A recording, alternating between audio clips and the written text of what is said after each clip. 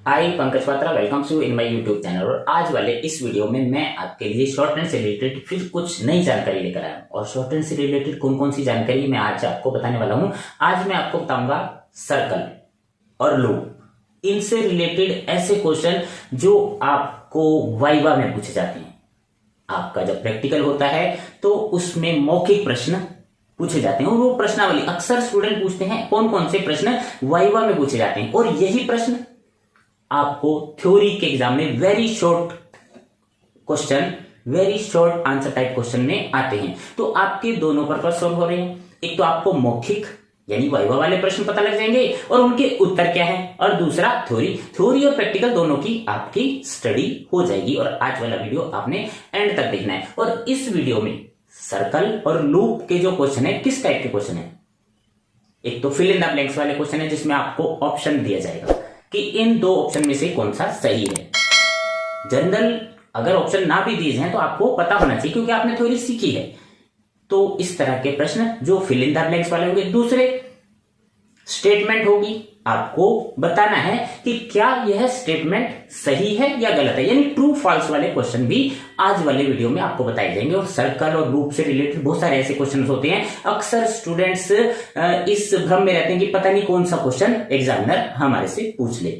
और 11th में या 12th में या ITI के एग्जाम में आपको इस तरह के प्रश्नों का सामना करना पड़ता है और एग्जैक्ट आंसर देना पड़ता है। इतने शॉर्ट क्वेश्चन होते हैं तो जिसमें एक ही आंसर होगा और आपको एग्जैक्ट आंसर देना है। अगर आपको 2 या 3 ऑप्शन दे दिए जाए, सारे ऑप्शन एक जैसे लगते हैं, तो तब चूज करना मुश्किल हो जाता है कि एग्जैक्ट आंसर क्या है। तो इनको ध्यान से देखना है और शॉर्ट हैंड से रिलेटेड जो मेन पॉइंट्स है, ये बारीक बातें जो आपको पता होनी चाहिए, वो सारी आपकी क्लियर हो जाएंगी। अगर आपने शॉर्ट हैंड सीख ली है, लेसन चैप्टर पढ़ लिया है, तो आप इन क्वेश्चंस को करके देखें, सॉल्व करके देखें कि क्या जो आपने सोचा है वही आंसर था और जो वीडियो में बताया गया वही आंसर है। आपने इन प्रश्नों को अपनी नोटबुक में नोट करना है और एग्जाम से पहले एक बार पढ़ के जाना है। उसके लिए आप वीडियो को पॉज कर सकते हैं, वीडियो को डाउनलोड कर सकते हैं। और क्वेश्चन इसमें ट्रू फॉल्स वाले हैं और एक क्वेश्चन और है मिलान करना, स्टेटमेंट को मिलान करना, मैचिंग वाले क्वेश्चन।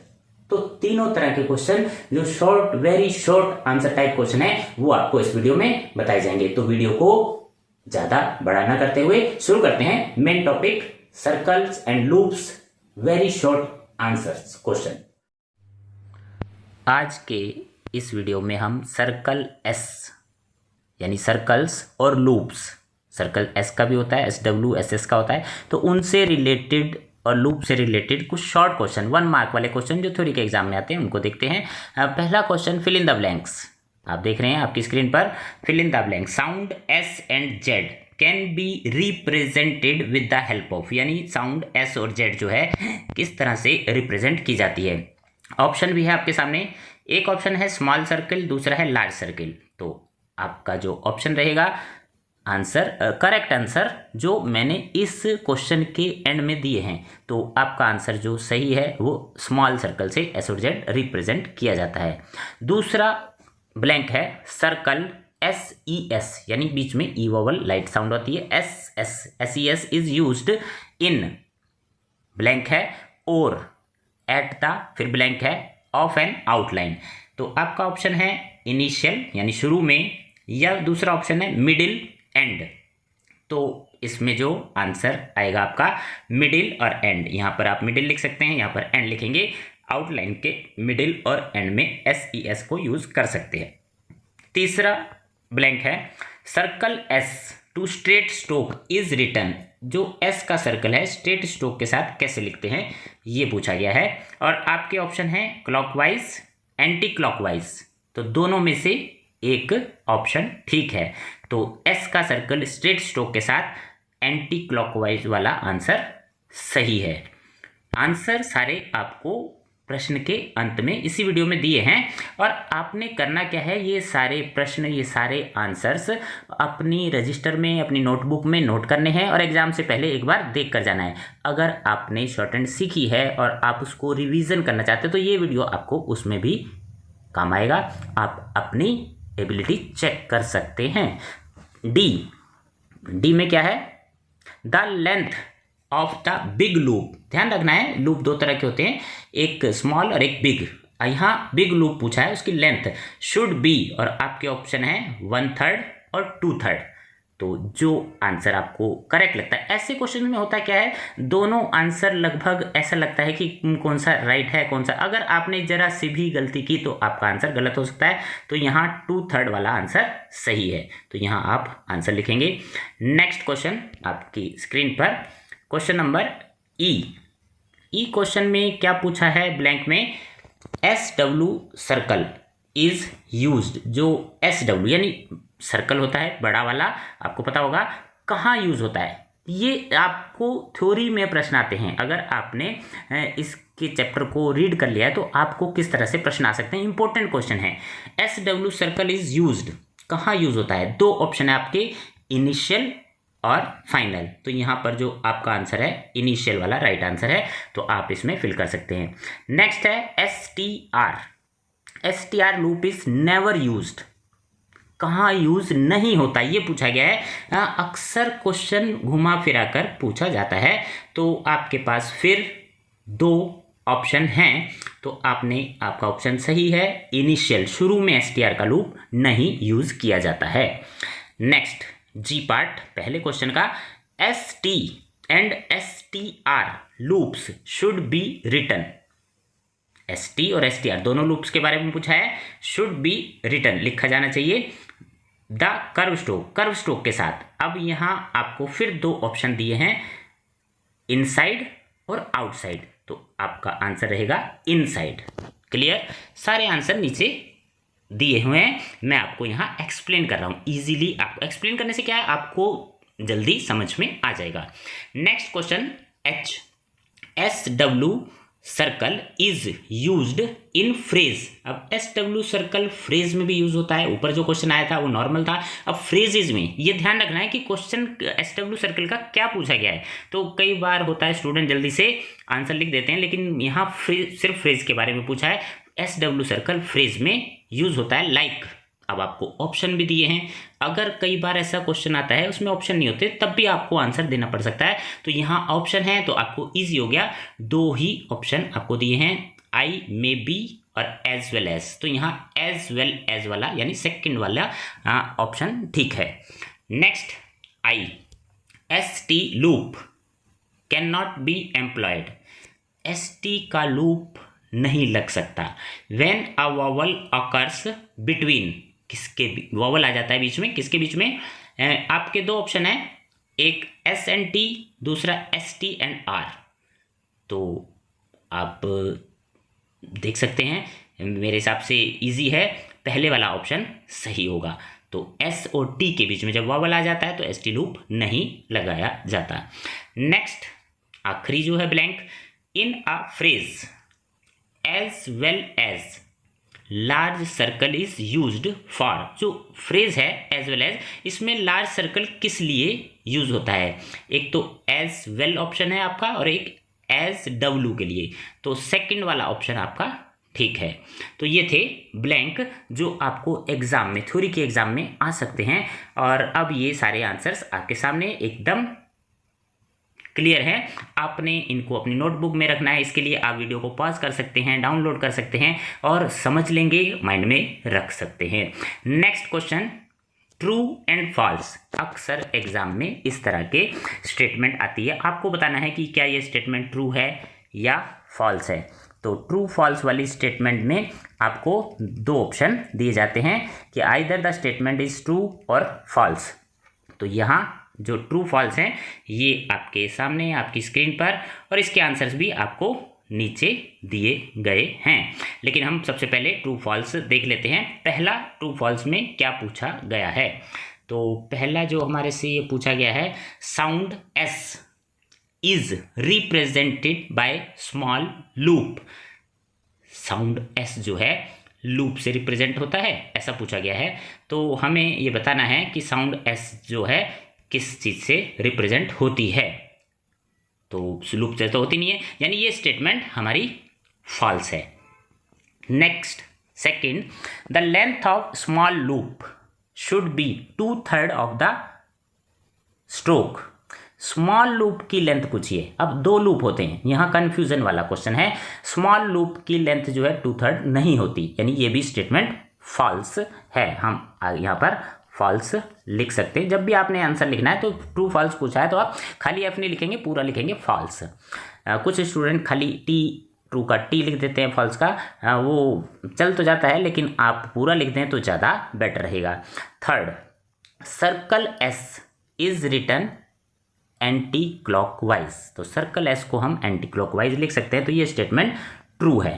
ठीक, और आगे देखते हैं statement number 4, S T loop is written on the same side as circle S. Fourth question में सर्कल एस की तरह ही हम एस टी लूप लिखते हैं, तो ये स्टेटमेंट भी ट्रू है, तो आप इसको ट्रू लिख सकते हैं। Next, fifth, large circle initially, जो बड़ा वाला सर्कल है शॉर्टन में शुरू में, represent the sound of S W.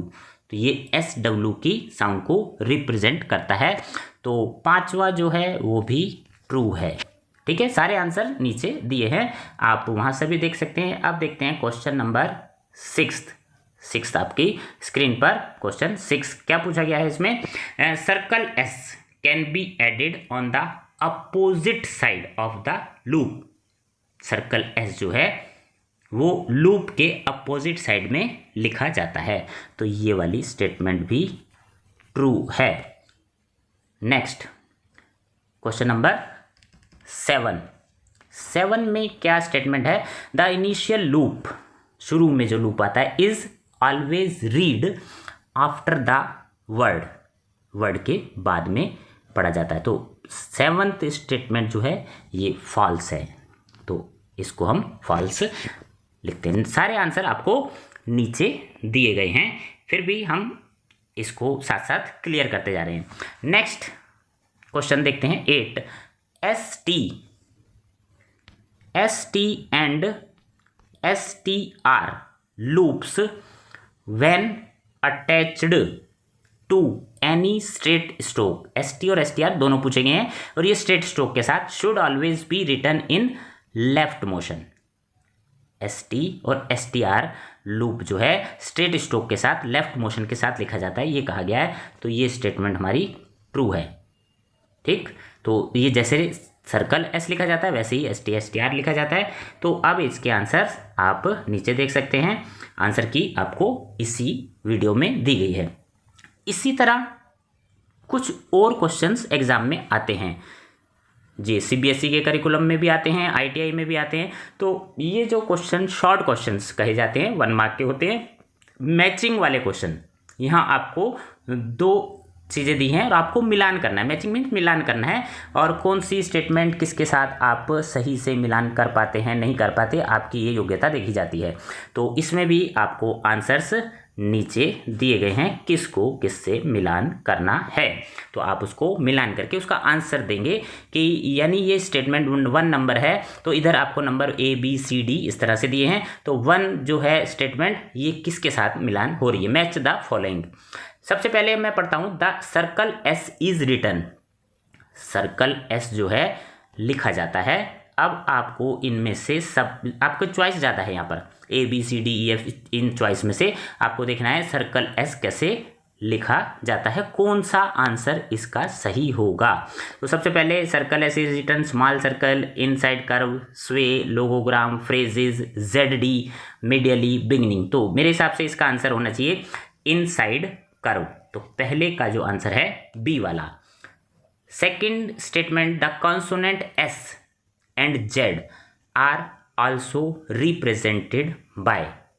Consonant जो है एस और जेड दूसरा किस तरह से लिखा जाता है, तो इसका जो दूसरे वाले का आंसर जो है ये फर्स्ट वाला स्मॉल सर्कल के रूप में भी हम सर्कल एस और जेड लिख सकते हैं। तीसरा, the circle S may be added to stroke. Circle S जो है एडेड टू स्ट्रोक, तो इनके लिए आंसर कौन सा होगा। सर्कल एस जो है आप इनमें से चॉइस करनी होगी, तो डी वाला मुझे लग रहा है सही है। तीसरे का जो आंसर है ये लोगोग्राम के साथ सर्कल एस ऐड होता है। तो अभी देख लेंगे नीचे आंसर्स क्या है।